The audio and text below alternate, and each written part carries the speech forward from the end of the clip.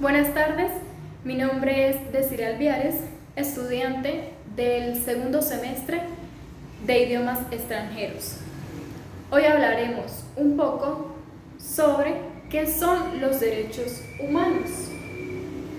Los derechos humanos nos pertenecen por igual a todos y a cada uno de nosotros. Los derechos humanos son derechos inherentes a todos los seres humanos, sin distinción alguna de nacionalidad, lugar de residencia, de sexo, origen nacional o étnico, de color, ni religión, lengua o cualquier otra condición. Todos nosotros tenemos los mismos derechos humanos sin discriminación alguna. Los derechos humanos son normas que reconocen y protegen la dignidad de todos los seres humanos. Estos derechos rigen la manera en que los individuos viven en sociedad y se relacionan entre sí, al igual que sus relaciones con el Estado y las obligaciones del Estado hacia ellos.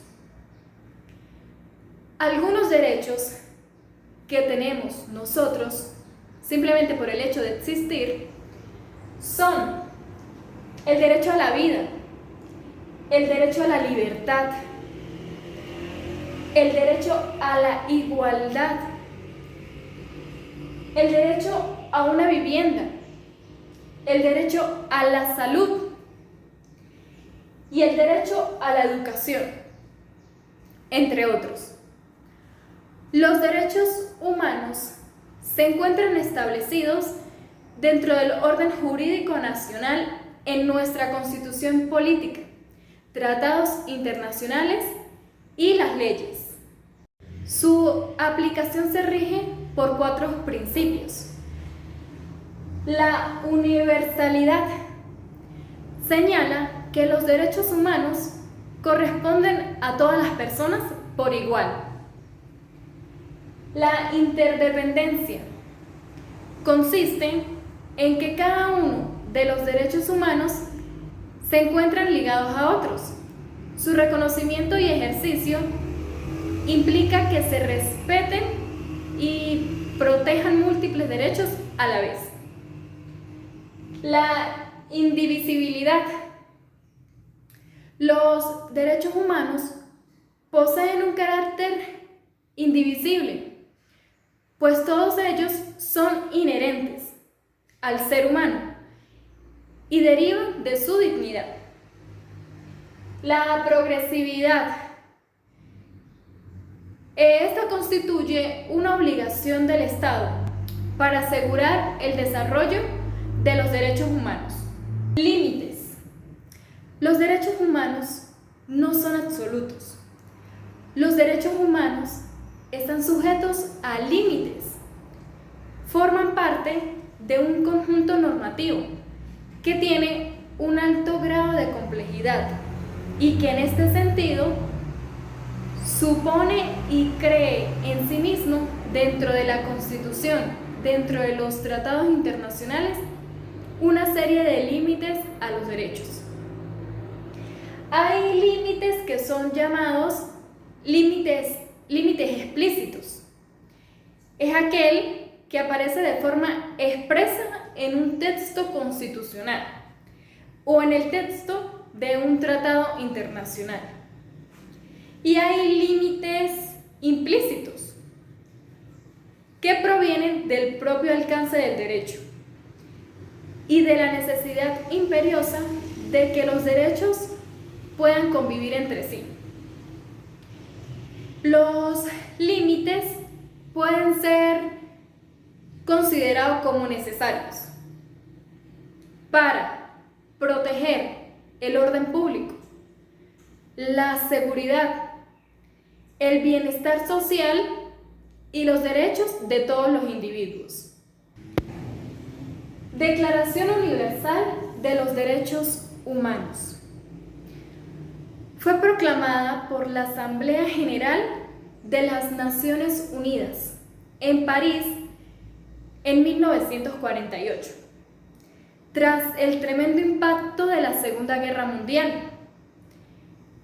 Es un documento que sirve de plan de acción global para la libertad y la igualdad, protegiendo así los derechos de todas las personas en todos los lugares.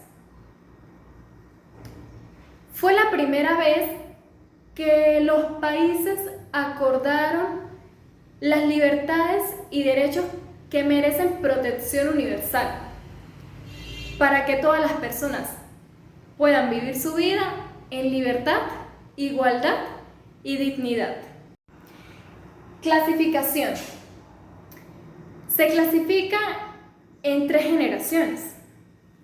La primera generación son fundamentalmente civiles y políticos y sirven para proteger al individuo de los excesos del Estado. Incluyen la libertad de expresión, el derecho a un juicio justo, la libertad de circulación, la libertad de religión y el sufragio. La segunda generación son fundamentalmente sociales, económicos y culturales en su naturaleza. Incluyen el derecho a ser empleados, el derecho a la vivienda, el derecho a la educación y el derecho a la salud. Tercera generación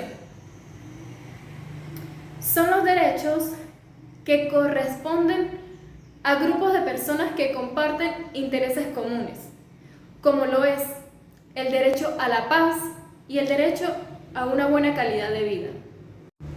Sin embargo, actualmente es mayormente aceptado clasificar los derechos humanos únicamente en derechos económicos, sociales, culturales y ambientales.